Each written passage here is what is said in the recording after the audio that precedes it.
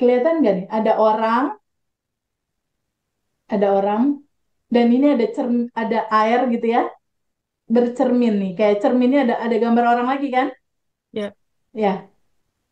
Sekarang aku tanya, Mbak Risa, tanpa alat bantu, tanpa kaca, tanpa segala macam, Mbak Risa bisa ngelihat kaki kan? Kaki bisa kelihatan kan? Oh, kelihatan kaki, ya kan? Kelihatan bisa, tangan, ya bisa. kan? Kelihatan telapak tangan, kelihatan jempol. Tapi Mbak Risa bisa nggak ngelihat wajah Mbak Risa sendiri tanpa alat bantu? Tidak, Nggak bisa. Dibutuhkanlah orang lain untuk jadi cermin,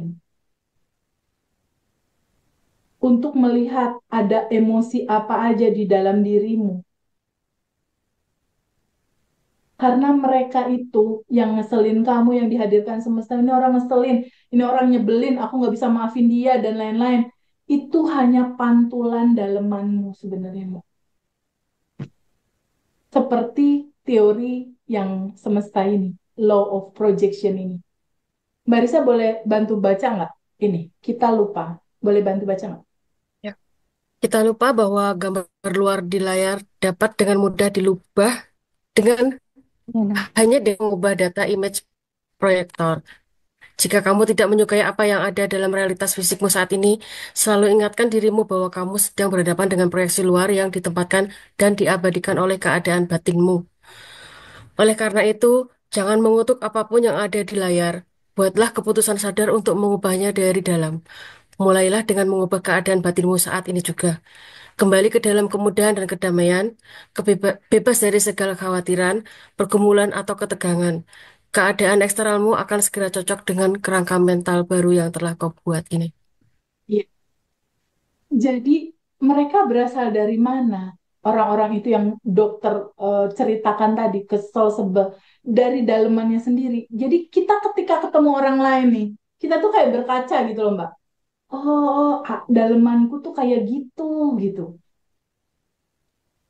Nah, sekarang ketika kita tahu bahwa realita ini, adanya hadir orang-orang yang bikin kita kesel ini, itu datangnya dari data di laptop kita sendiri, bagasi emosi kita sendiri. Sebenarnya kan kita bukannya lagi sebel marah sama dia, tapi kita lagi ketemu sama daleman kita sendiri, bener nggak? Tuh. Artinya, kita bisa dong maafin dia. Kan ini cerita Ya. tentang kita dan daleman kita, bener nggak? Terus apa kita mau pegangin terus? Mbak mau pegangin terus, nggak mau diikhlasin. Gak mau. Kalau nggak diikhlasin, looping lagi nih. Looping lagi, looping lagi, looping lagi. Bahkan ada ibu-ibu ikut kelas aku umur 65 tahun. Looping terus, nggak berhenti-berhenti. Sampai pada akhirnya ikut kelas, melepaskan, dan dia udah bahagia sekarang, udah enak. Udah lega gitu. Udah dilepas.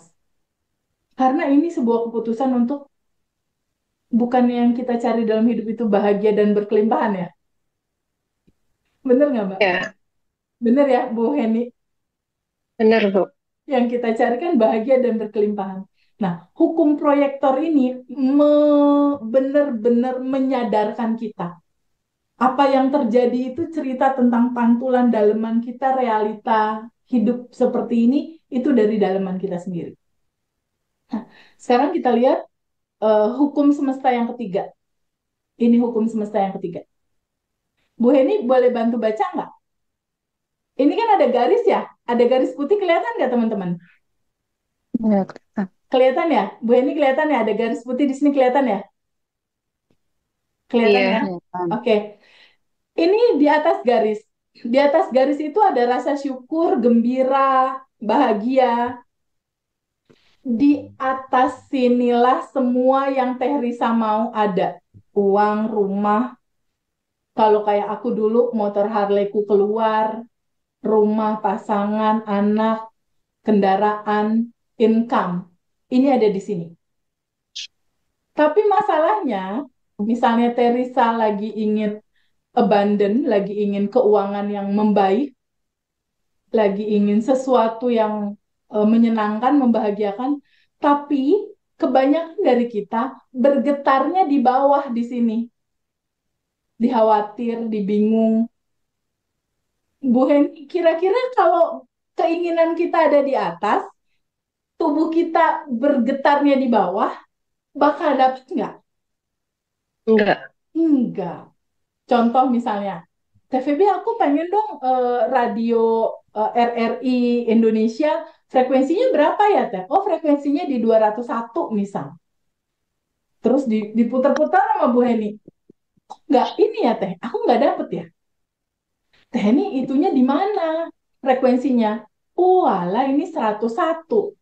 Ya mau sampai lebaran kucing juga nggak akan dapet frekuensi radio yang kita mau gitu. Bener nggak?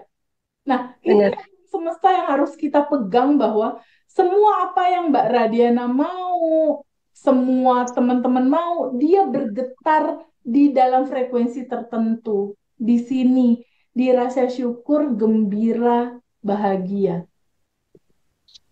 Tapi kalau tubuh kita di sini, ini nggak akan jadi manifest gitu.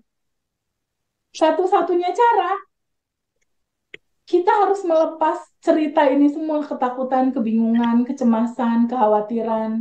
Ini harus dilepas. Agar apa? Level frekuensi kita naik ke sini dan kita akan sampai pada apa yang kita inginkan. Gitu. Ini hukum semesta yang ketiga tentang frekuensi atas dan frekuensi bawah. Nah, sekarang pertanyaannya, gimana Teh Febi kalau seandainya situasinya memang udah terjadi, situasinya memang udah seperti ini, udah punya endapan, udah punya ketakutan, udah punya kebingungan, udah punya keresahan, gimana cara melepasnya gitu. Nah, sekarang siapa di antara teman-teman yang mau aku bantu rilis? Aku mau. Aku siapa nih? Mbak Radiana. Ya, Oke. Nah, diwakili oleh Mbak Radiana dan ada satu cowok boleh deh. Mas Eko mau ikutan releasing? Halo Mau, Mas Eko. Kak? Ya, Bu. Oke, Mas Eko. Halo? Kita Mas Eko ikut ikut kelas ini ada dedikasi goals apa? Finansial atau apa? Finansial. Finansial. Oke, Iya. finansial. Nah, Mbak Iya. Radiana sama Mas Eko mewakili teman-teman yang lain ya. Kita Iya. kita lakukan proses melepas ya. Mau ya, dilepas atau mau tetap dipegangin? lepas. Mau Dilepas, Kak. dilepas. Anu, Kak. Dilepas ya. Teman-teman boleh open Iya. mic untuk jawab pertanyaan. Nanti pertanyaannya simple. Mau dilepas nggak? Mau. Kapan? Sekarang. Cuma itu aja. Semudah memutuskan untuk melepaskan sesuatu. Semudah itu. Nanti prosesnya akan dilakukan 2 tahap. Kalau masih ada sisa-sisa dari proses releasing yang simple, yang awal, kita masuk ke proses releasing yang ruang. Bahwa kita adalah tuan rumah dan emosinya itu adalah tamunya berupa awan hitam. Nah, tamu itu kita izinkan keluar, ya. Agar apa? Agar layer-layer ini bisa terlepas. Oke. Nah, proses releasingnya ini ada apa namanya? Ada 9 emosi dasar. Ada 9 emosi dasar. Aku izin share screen ya. Aku izin share screen untuk 9 emosi dasar.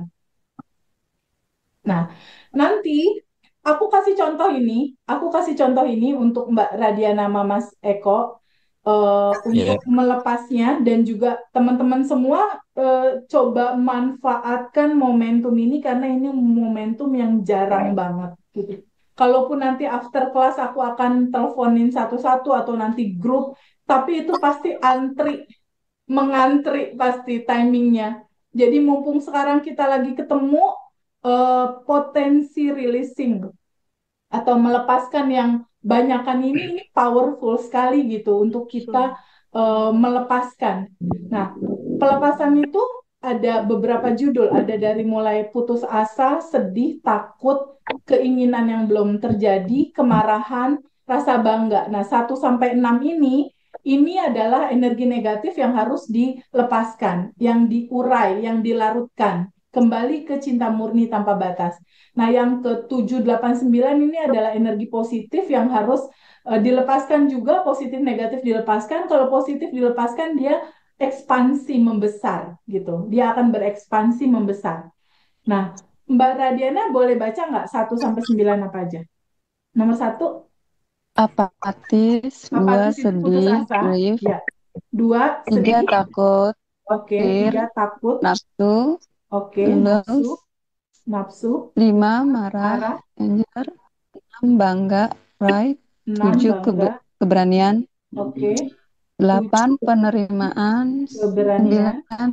damai. 8 penerimaan. 9 kedamaian. Penerimaan, Oke. damai. Kita akan lakukan proses melepaskan ya. Aku stop share-nya. Oke, teman-teman. Nanti diwakili jawabnya sama sebagian yang open mic dari teman-teman semua. Satu-satu. Pertanyaannya akan kita lakukan satu-satu.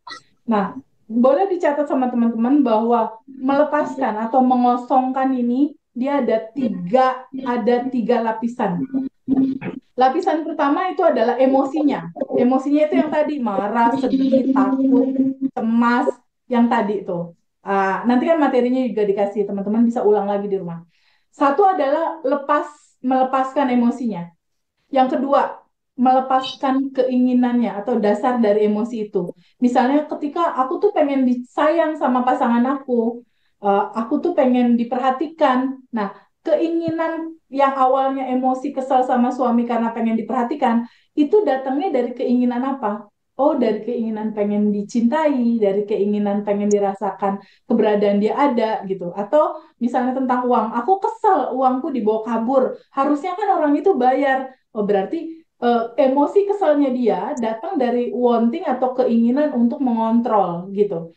Jadi kita akan melepas emosinya, satu. Kedua, kita akan melepaskan dan mengikhlaskan dasar keinginan dari emosi ini, keinginan. Yang ketiga, kita akan melepaskan egonya. Atau kalau misalnya Mbak Risa merasa, aduh aku kesal sama orang itu, aku jadi korban misalnya. Beberapa orang misalnya, aku ketipu, aku jadi korban misal. Atau suamiku nyakitin aku tersakiti, aku. Nah, aku ego ini juga dilepas. Oke, jadi ada berapa teman-teman yang kita lepas? 3 hal. Apa aja? Tiga. Satu, emosinya. Emosi, Dua, dasar Keinginan. keinginannya, dasar keinginannya. Oke, Dasar 3, keinginan. melepaskan Ego. egonya. ego. Oke ya, 3 ini oke. Ini mau dipegangin tiga-tiganya, mau dilepas.